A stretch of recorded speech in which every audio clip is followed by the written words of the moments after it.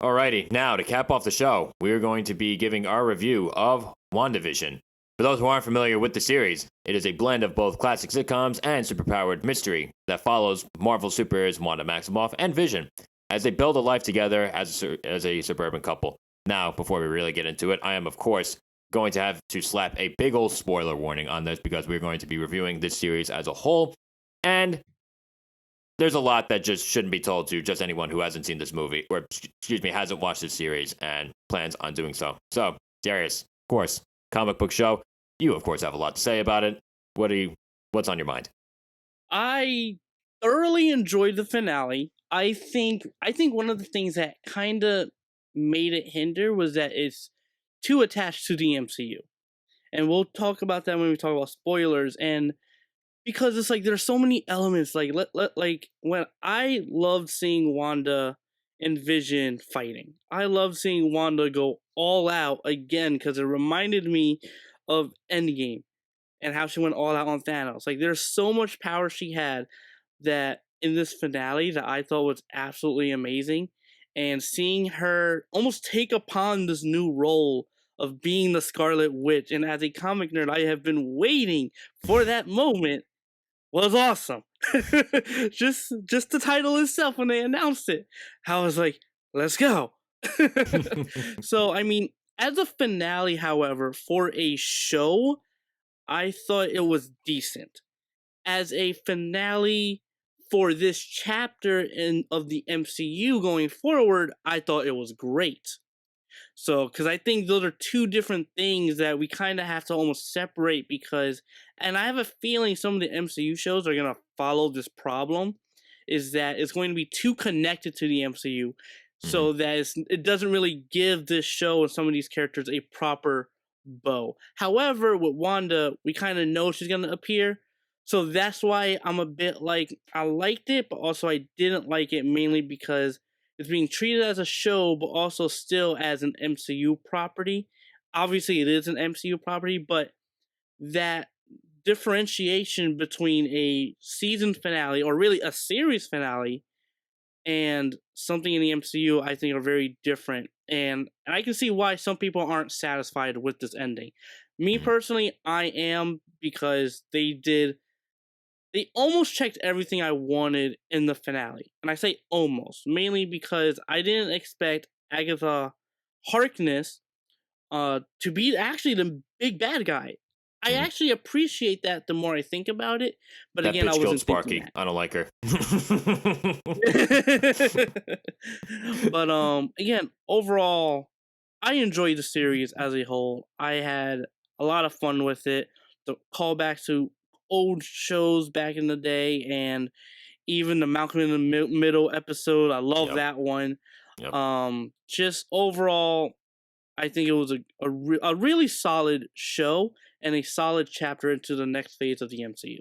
So, and again, it's going to be weird talking about the show mainly because it's like, okay, I have to think about it as a season, as a series for these characters, but also as the next chapter for the MCU. And I think those are drastically different.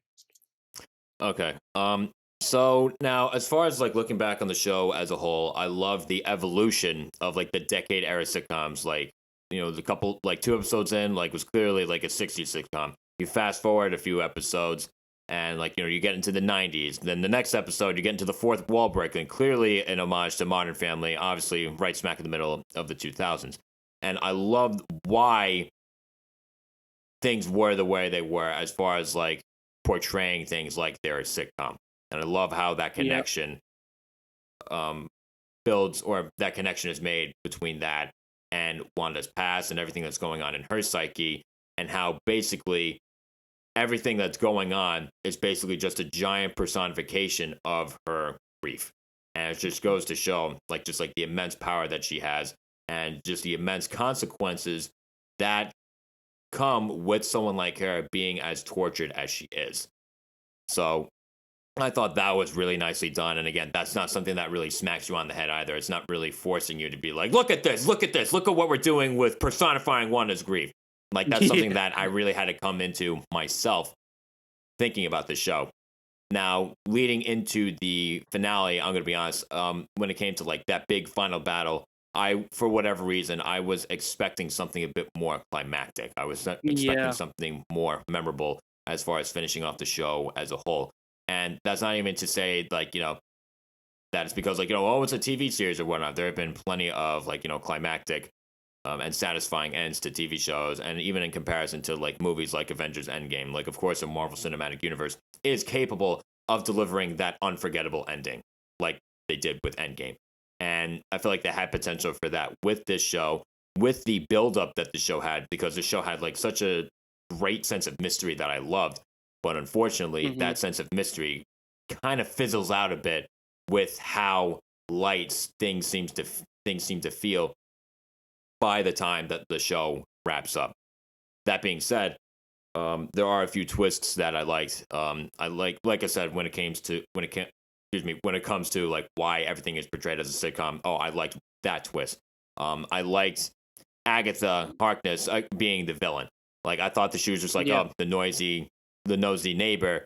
I'm like, oh, wow, she's a crazy girl from Step Brothers. Like, okay, this should be fun. I didn't think that she would have as big of a role as she did. And once again, that bitch killed Sparky. So, of course, I had to, I had a certain hate for her. But yeah, like I said, I was expecting just something a bit more memorable when it came to the climax. The action was fun. The visuals were great. And that's something, too, that I want to talk about as well.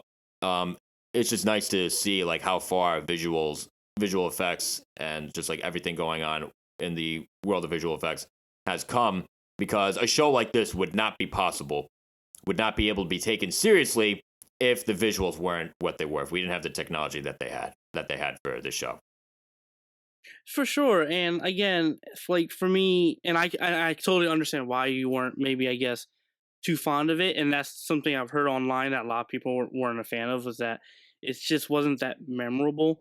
For me, I thought it was pretty memorable in certain aspects, mainly because once Wanda is finally who she's meant to be, and I really like that, and I like that sort of arc, and I liked her becoming the Scarlet Witch, becoming this chaotic wielder of magic. And I also enjoyed the Vision versus Vision fight, because that was intense to me I didn't see that personally. coming. That was interesting. Yeah, like, because it's funny, because the episode before I was watching it, and there are certain things Hayward, the leader of SWORD at the time, was saying that got me thinking, like, are they building another Vision? And then right when I said that, the next scene, White Vision. I'm like, all right then. And so, like the whole White, and the thing that I found really interesting about White Vision and and that fight scene really wasn't the fight scene, but really what they were talking about, the philosophical debate that they were discussing to each other. And so, like, and it got me wondering that, like, okay, going forward, is White Vision going to be almost the new Vision per se? Because again, we're gonna be talking about spoilers. He got his memories back. He got like, this is like, White Vision is a Vision from Age of Ultron, or from an Endgame, and from Infinity War before he died. So it's going to be interesting going forward how they're going to approach his new character arc, mixed in with Wanda's as well. Yeah, so again, like, honestly, there are definitely, like, a few open-ended questions that the show leaves us with, which that part I do appreciate. And as far as, like, its overall attachment to the MCU, I could definitely see how that would hinder that a bit, as far as, like, trying to wrap things up nicely. But at the same time, like, okay, at least it gives us something else to look forward to.